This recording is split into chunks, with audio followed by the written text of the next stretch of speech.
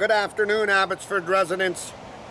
I'm Mr. Pelican. I'm running for Commander-in-Chief, and I'm encouraging a lot of other people to run.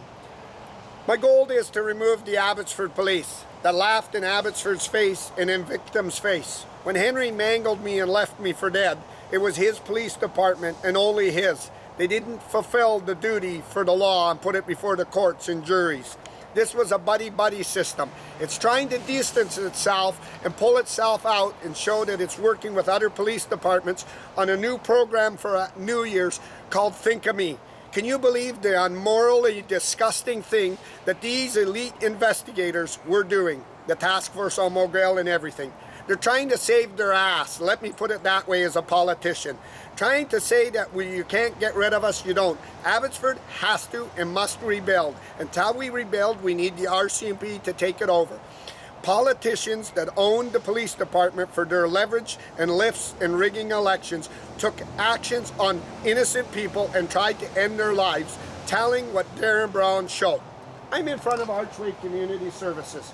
Archway is supposed to be a non-profit run by an establishment through the back doors and raised money off the backs of farmers in the 2021 flood. Rob Santiago took the money and went and bought real estate and gave himself a bigger pay raise. Rather than Vicky Hopes and Brad Viss calling it out, they didn't.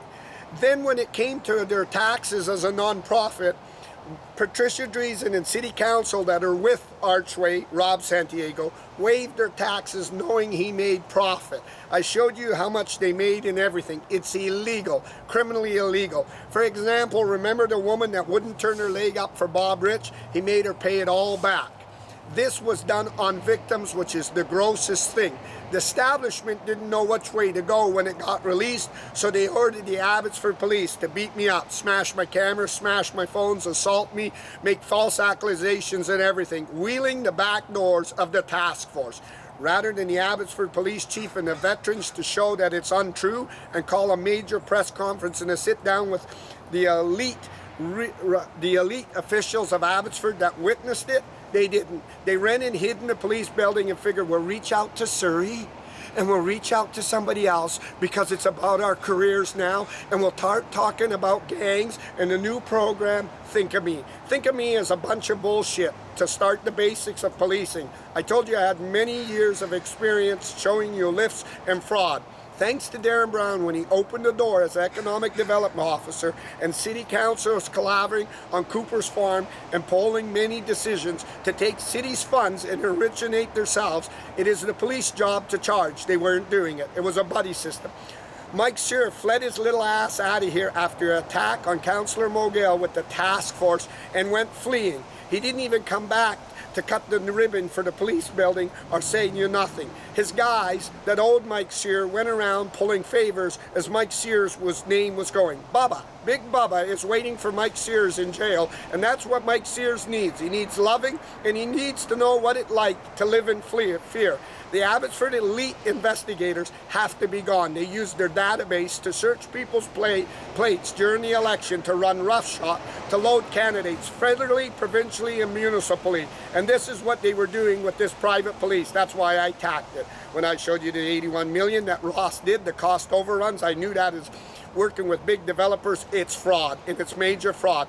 It was encouraging these boys that they were untouchable and they didn't deserve to be held accountable to the law and lose their jobs. Colin Watts has inherited a big fucking problem with his guys, and rather than own that responsibility, start cleaning them out and firing them, not even transferring, he didn't. He believed the rough shot of smashing cameras, making more threats would save the company. It is a one system company owned by the elite mob of Abbotsford called Henry Braun.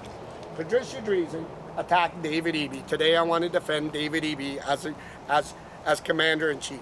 David Eby made rules for developers, leveling the playing ground, saying as developers, if you put plans and your plans into the city and you got engineers that sign off, now it gives you a level playing ground to move ahead.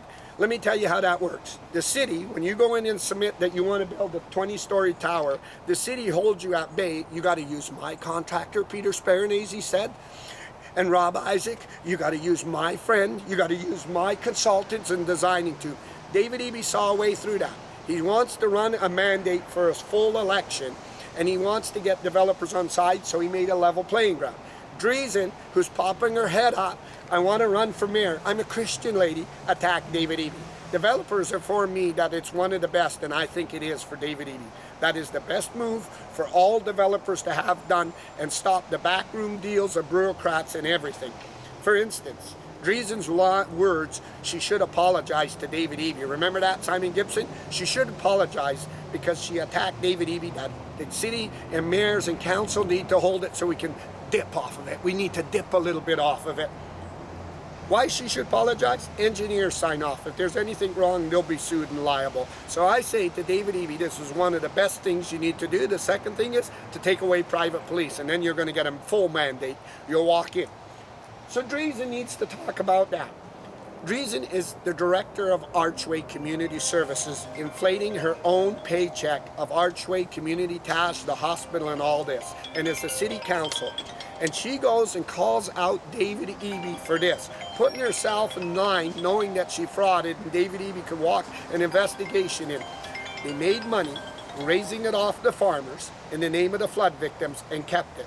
When it came to Archway's taxes being waived as a non-profit when it made profit, Dreesen sat on that board and helped Archway get it because it benefited her. This is why I told you when I become commander-in-chief, Rob Sandiego will be facing jail because it's the sickest thing to raise money off the backs of them flood victims and keep it so you had a wonderful Christmas. So I'd like to ask Dreesen, what did you get for Christmas with the farmers' money?